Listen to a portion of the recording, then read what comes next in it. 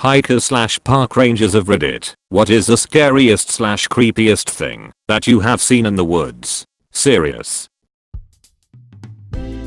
Told this story once before. The Trailside Killer. In Northern California, late 70s. Hiking with a friend. Came across him at a rock outcropping on Mount Tam. He gave off a very discomforting vibe, and we didn't hang around. We both independently recognized him when he was finally captured a few years later, and his picture was in the paper. If I'd been with my girlfriend, we might not be alive. I live in a beach community with a maritime forest nearby, and while hiking about 40 years ago found a huge sea turtle hanging by its neck from a tree. I bet the shell was 4 feet across. I figured someone was hoping to recover the shell after the flesh had rotted away, but don't think the neck was going to hold up that long. Definitely weird.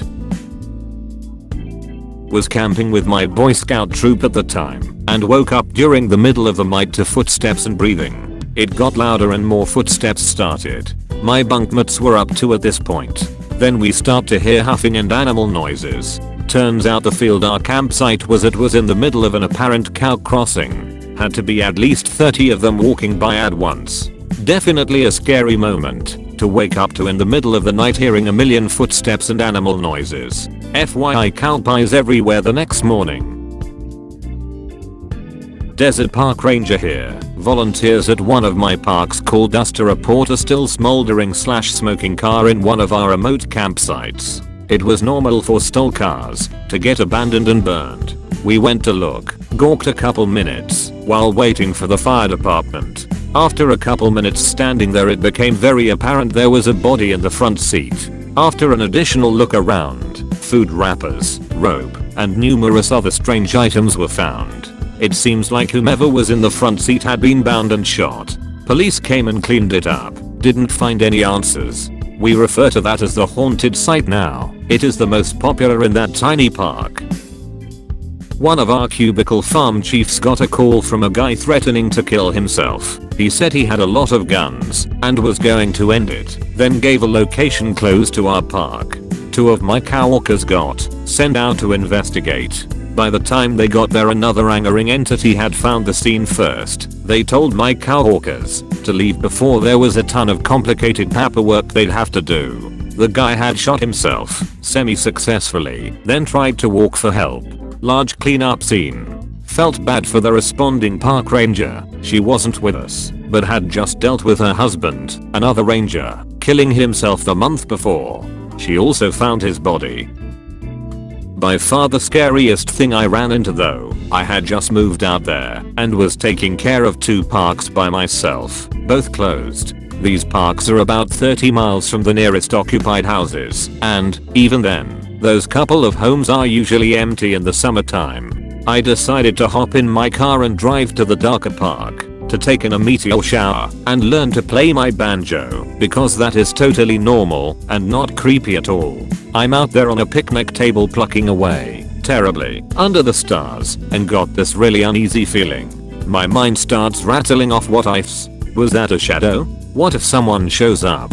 What if someone is listening and starts singing "This is the burned car park"? What if they came back as I'm drowning in the silence with occasional string plucks? To distract myself, I hear muffled voices in the brush, quick mumbles, then rustling. My heart dropped and my neck grew cold. There is no way this will be a normal interaction. My eyes struggle with the dark, scanning bushes trying to find shapes. The sounds grow closer and seem eerily high-pitched. Children? What the fuck? Park ranger dies of heart attack. Found 3 days later still clutching banjo will be a good headline. That is the day I learned that coyotes have the run of the desert and don't have to worry about being quiet. 3 of them bound through the creosote bushes with a yip or 2. Pass me close. No fucks given. That is the last time I ever played the banjo there.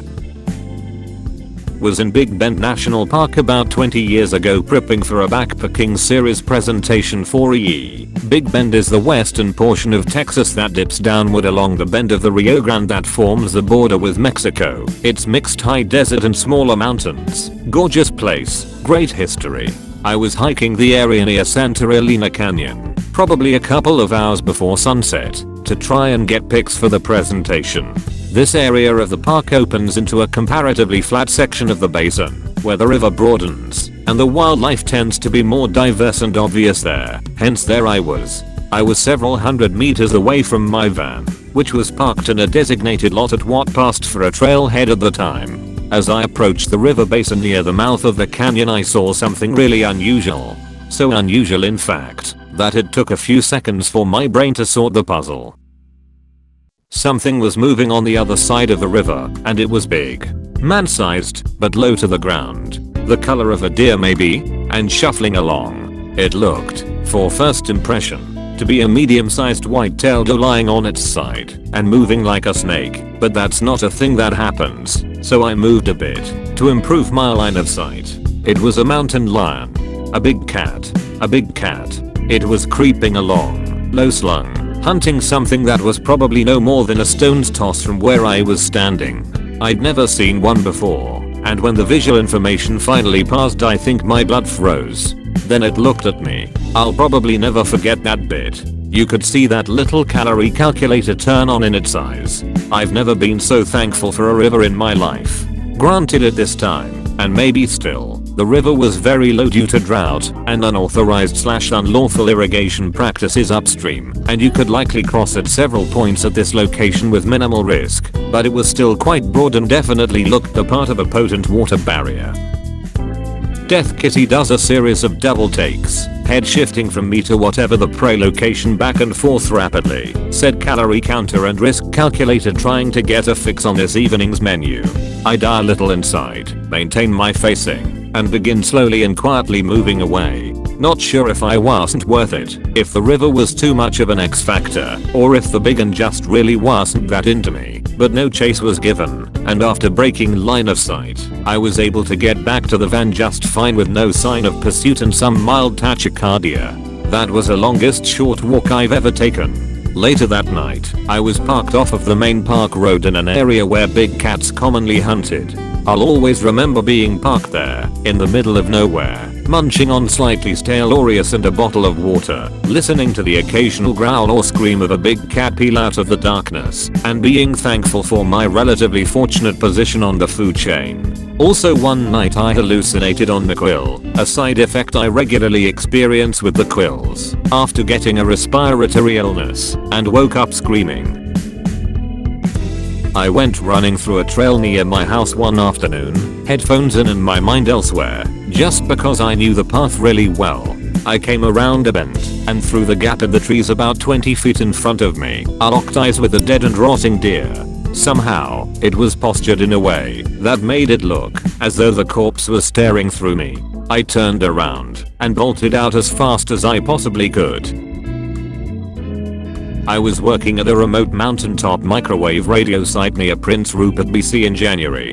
The road to the site was impassable even by snowcat due to deep snow drifts. I had to be dropped off by heli in the morning and get picked up at end of day.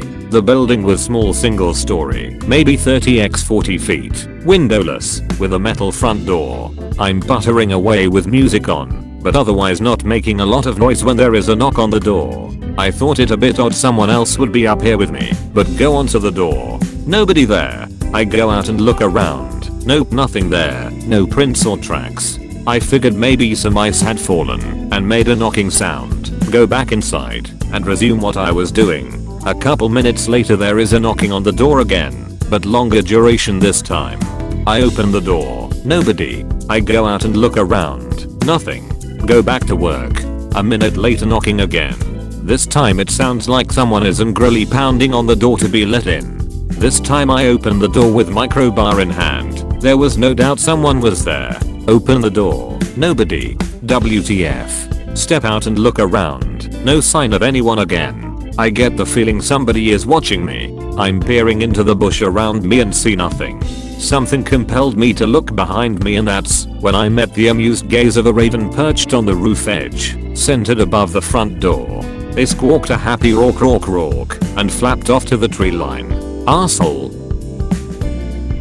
I worked as a tree planter in northern Ontario, living in tents in very remote parts of the forest, like hours away from civilization, only accessible by logging roads. Strangest was from a fellow planter who found a backpack in the middle of his area with shoes, clothes, a wallet with a school lid and a film camera. How it ended up there is a total mystery, because this is no place for hiking or camping. Scariest for myself was waking up to my tent vestibule collapsed, and a large bear claw rip which I apparently slept through, as well as turning a corner to a large wolf about 10 feet away, and returning to a spot I'd planted about 5 minutes earlier to fresh mama bear and cub prints. Realizing a bear family had sauntered behind me while my back was turned was very unsettling, because you do not want to f with a bear and her cubs.